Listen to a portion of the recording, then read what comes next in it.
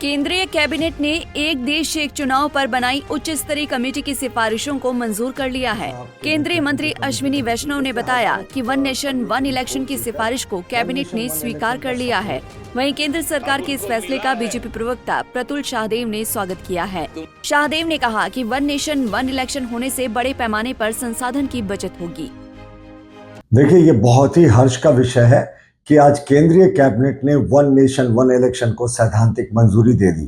अब पूर्व राष्ट्रपति कोविंद साहब के नेतृत्व में जो कमेटी बनी थी उसने हजारों पन्ने की रिपोर्ट देकर वन नेशन वन इलेक्शन का सपोर्ट किया था और काफी विस्तार से इस बात की चर्चा है इस कमेटी की रिपोर्ट में कि किस तरीके से संसाधन व्यर्थ हो जाते हैं और समय की बर्बादी होती है। पूरे समय देश में कहीं ना कहीं किसी न किसी स्तर पर इलेक्शन होते रहता है, उससे विकास कार्य में भी अवरोध होता है और पैसे की भी बर्बादी होती है।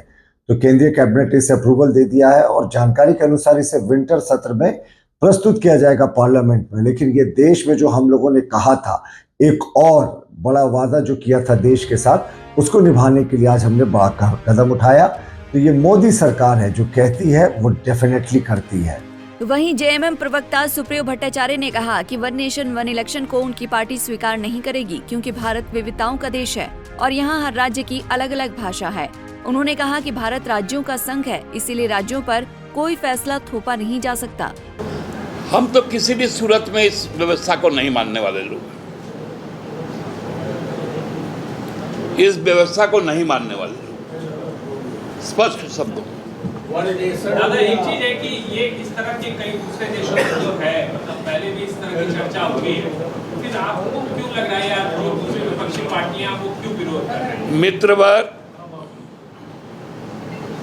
कई देशों में इस तरह की चीजें हैं। उन देशों का डाइवर्सिफिकेशन हमारे देश के जैसा नहीं है।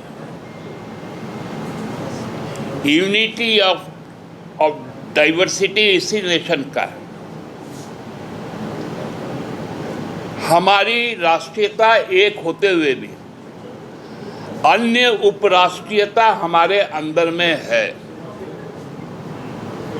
हमारे शासन व्यवस्था में शासकीय जो भाषाएं हैं वो कई भाषाएं हैं, हर राज्य की अपनी भाषा है, जो अन्य देशों में नहीं है।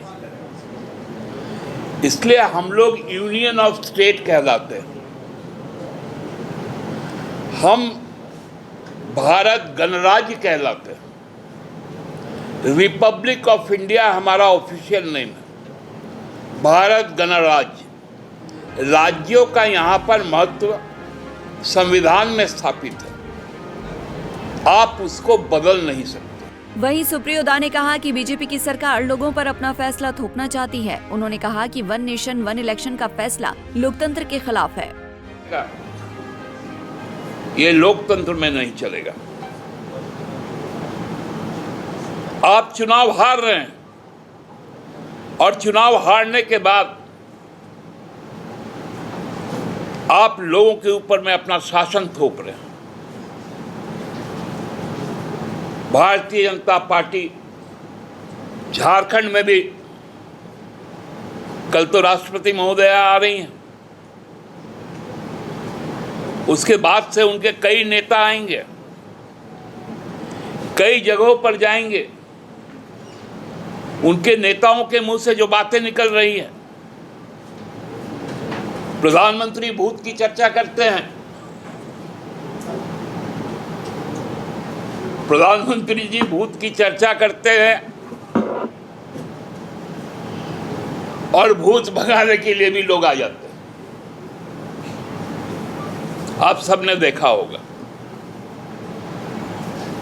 अभी गृह मंत्री जी भी आने वाले हैं।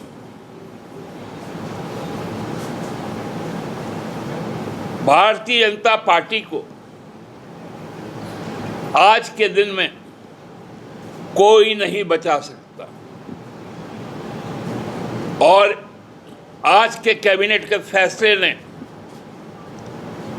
यह तय कर दिया है कि इस देश का अगला स्वरूप क्या होने जा रहा है। केंद्र सरकार जहां वन नेशन वन इलेक्शन को लोकतंत्र के लिए फायदेमंद बता रही है, वहीं विपक्षी दल इसे लोकतंत्र विरोधी फैसला बता रहे हैं। अगर इस फैसले को लेने से पहले मोदी सरकार विपक्षी दलों से भी संवाद करती तो सर्वसम्मति बनाने का एक अवसर तलाशा जा सकता था। पंजाब केसरी टीवी के लिए रांची से आशुतोष सिन्हा की रिपोर्ट।